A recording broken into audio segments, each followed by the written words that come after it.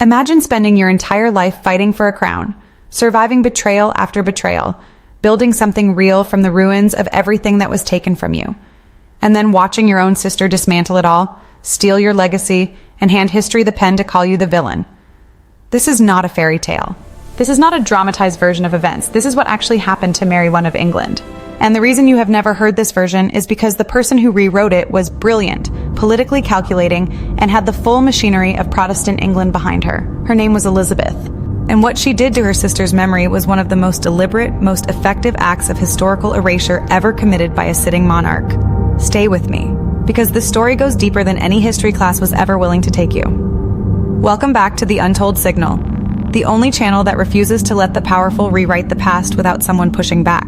Today we are going into the full, unfiltered, deeply uncomfortable story of Mary I. Not the version they handed you, not the nickname they burned into popular culture, but the actual human story of a woman who was failed by her father, abandoned by her husband, betrayed by her sister, and then erased by the very history she helped shape. What you are about to hear is not revisionism. Every piece of this story is documented. It has simply been buried under 500 years of deliberate misdirection. And when you hear all of it, when you hold the complete picture, you will never say the name Bloody Mary the same way again. To understand the betrayal, you have to go back to the beginning, not to the burnings, not to the religious conflict. You have to go back to a little girl who had everything and then had it surgically removed by the most powerful man in England. Mary Tudor was born in 1516. Her father was Henry VIII. Her mother was Catherine of Aragon, a woman of intelligence, dignity, and fierce devotion, who was loved by the English people and respected across Europe. For the first decade of her life, Mary was the center of everything. Educated by the finest tutors, trained in languages, music, theology, called the Pearl of the World, presented to foreign courts as the heir to the English throne. She was not just a princess, she was a promise. The future of England carried in one child, and Henry destroyed it to satisfy himself. When Mary was 11 years old, Henry decided he wanted to end his marriage to Catherine and pursue Anne Boleyn. Rome refused to grant the annulment, so Henry did something that shook the foundations of Western Christendom. He broke England away from the Catholic Church entirely, declared himself the supreme head of the Church of England, annulled his own marriage, and in doing so declared his daughter Mary illegitimate. In one political move, Mary went from heir to the throne to legally nobody. She was stripped of her title, separated from her mother, forced to live in households where she was treated not as a princess but as a servant. She was compelled to attend the christening of Elizabeth, Anne Boleyn's infant daughter, and to act as that child's lady-in-waiting. The humiliation was not accidental. It was a message delivered daily that she no longer mattered. And through all of it, the isolation, the illness, the psychological warfare conducted by a royal court that took its cues from Henry, Mary never stopped believing that her mother's marriage was valid, that her faith was real, and that her place in the line of succession was rightfully hers. She held on to those beliefs the way a person holds onto the edge of a cliff, because letting go meant accepting that everything had been taken from her for nothing. Mary did not simply inherit the throne. She fought for it in a way that rewrites everything you think you know about her character. When her half-brother Edward VI died in 1553, a powerful Protestant faction moved with extraordinary speed to prevent Mary from ever becoming queen. They placed Lady Jane Grey on the throne, a 16-year-old girl with a Protestant claim, controlled entirely by advisors who understood that a Catholic queen would threaten everything they had built during Henry and Edward's reigns. Mary had every reason to accept defeat. She was 37 years old. She had spent most of her adult life being politically sidelined. She had no standing army, no foreign backing secured, and the full weight of the Protestant establishment working against her. She rode out anyway. She sent letters across the country declaring her rightful claim. She rallied support in East Anglia, where loyalty to the Tudor line ran deep. Town after town declared for her. The army sent to stop her switched sides and joined her instead.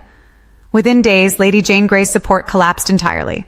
Within weeks, Mary entered London to crowds lining the streets, church bells ringing, people weeping with what witnesses described as genuine joy. This is the moment the Bloody Mary narrative requires you to forget, because a bloodthirsty tyrant does not arrive on the back of genuine popular love. A monster does not inspire that kind of welcome.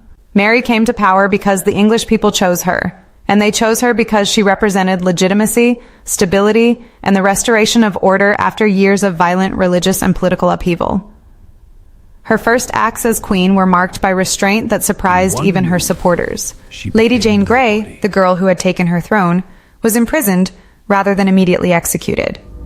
Mary's advisors pushed for immediate severity. Mary resisted. She wanted to begin her reign with mercy because she understood that a queen who opens with bloodshed rules by fear alone. And she had spent enough of her life surrounded by fear to know what that does to people. She restored the Catholic faith to England, not through secret decree, but through Parliament, through the proper legal channels, through the institutions of English governance. She pushed for reconciliation with Rome. She tried to unpick the religious chaos her father had created, not with a sword, but with law. And then she made the decision that would define and ultimately destroy her reign. She agreed to marry Philip II of Spain. The marriage was a political calculation designed to secure England's position in Europe and produce an heir who would continue the Catholic restoration. It was also, by every account, a personal disaster. Philip was 11 years younger than Mary. He spoke almost no English. He had no interest in England as a country and no emotional investment in Mary as a person.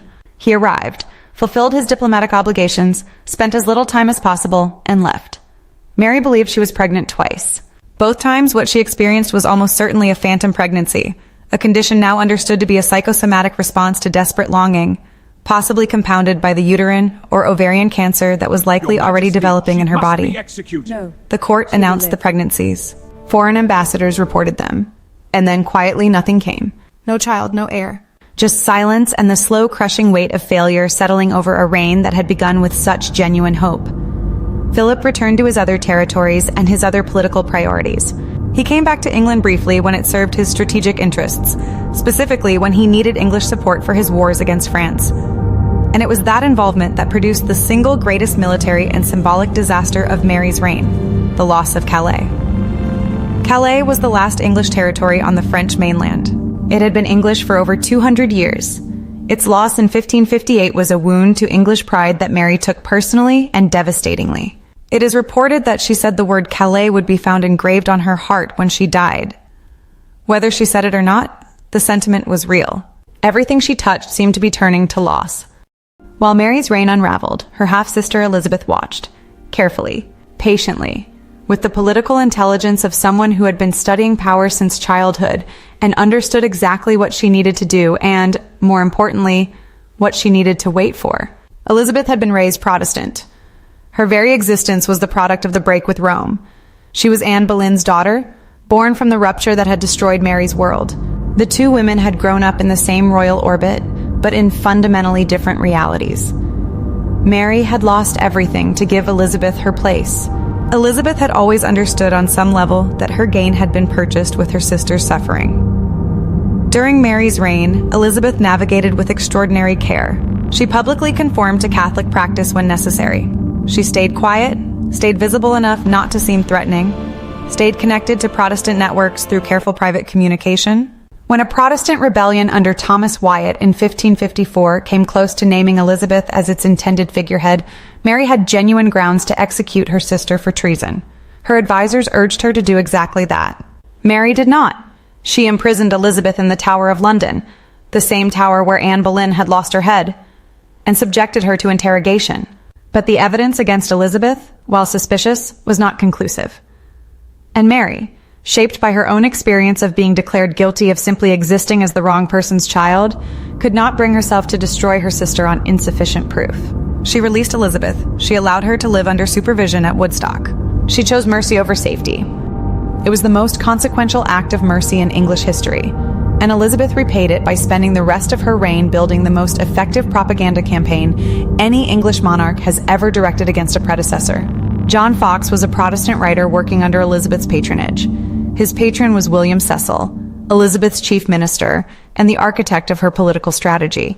In 1563, 5 years after Mary's death, Fox published Acts and Monuments, immediately and enduringly known as Fox's Book of Martyrs. It was a massive, illustrated, emotionally devastating account of Protestant martyrs burned during Mary's reign. It was distributed to churches across England. It was placed alongside the Bible. It was read aloud from pulpits to congregations who had no other frame of reference. It was not history. It was a weapon aimed at a dead woman who could no longer speak for herself, funded by the government of the living woman who had most to gain from her silence. The burnings were real. 280 people died in 3 years. That is a historical fact that cannot and should not be minimized. But it is also a fact that burning heretics was the standard legal punishment across all of 16th century Europe, Catholic and Protestant alike. Henry VIII had burned people. Protestant rulers across Europe burned Catholics. Elizabeth I would go on to execute approximately 800 people, many by methods considerably more brutal than burning, for offenses including practicing their Catholic faith. The difference was not moral. The difference was narrative control. Elizabeth controlled the narrative. Mary was already dead. Mary I died on November 17, 1558. She was 42 years old.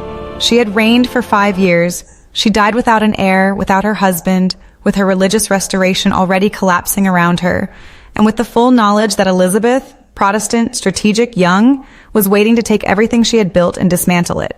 She died by most accounts believing she had failed, but look at what she actually accomplished before history was taken away from her. She was the first woman to successfully claim and hold the English throne in her own right, not as a consort, not as a regent, but as a ruling monarch.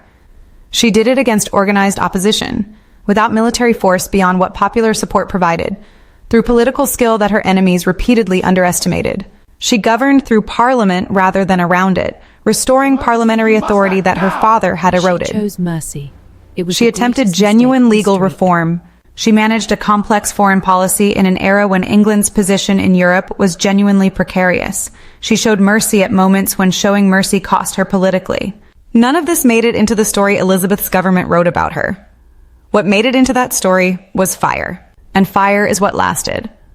Fire traveled across the Atlantic with Protestant settlers who built America's early institutions on a foundation that included deep suspicion of Catholicism and a ready-made villain in the English historical memory.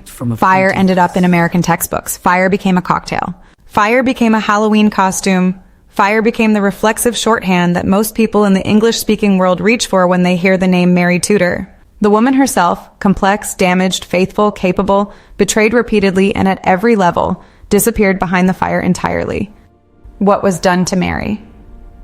I is not simply a historical injustice from 5 centuries ago. It is a demonstration of something that matters urgently right now. The version of events that wins is almost never the most accurate version. It is the version with the most powerful distribution system behind it. It is the version written by the survivors. It is the version that gets placed in churches, printed in textbooks, repeated in classrooms until repetition becomes its own form of proof. Mary, I had no survivors advocating for her. She had no Protestant distribution network. She had no chief minister building her legacy while she was still alive. She had only the truth of what she actually did and who she actually was. And truth without a platform, without protection, without someone willing to keep saying it, gets buried. This is why the Untold Signal exists. Not to rehabilitate every historical figure who has been misrepresented. Not to argue that everything you were taught was wrong, but to insist, loudly, consistently, without apology, that the stories handed to you by powerful institutions deserve to be questioned. That the nickname, the cocktail, the Halloween costume all came from somewhere. That somewhere had a name, a patron, a political agenda, and a printing press. Mary Tudor was not Bloody Mary. She was a woman shaped by extraordinary loss, driven by genuine faith, capable of real governance and real mercy, betrayed by the people closest to her, and then erased by the sister whose life she had chosen to spare. She deserved better from history. She deserves better from us. The signal was always there, we just had to be willing to receive it. Share this story before the algorithm decides you were never meant to hear it. Because on this channel, what they erased, we remember. The Untold Signal, what they erased, we remember.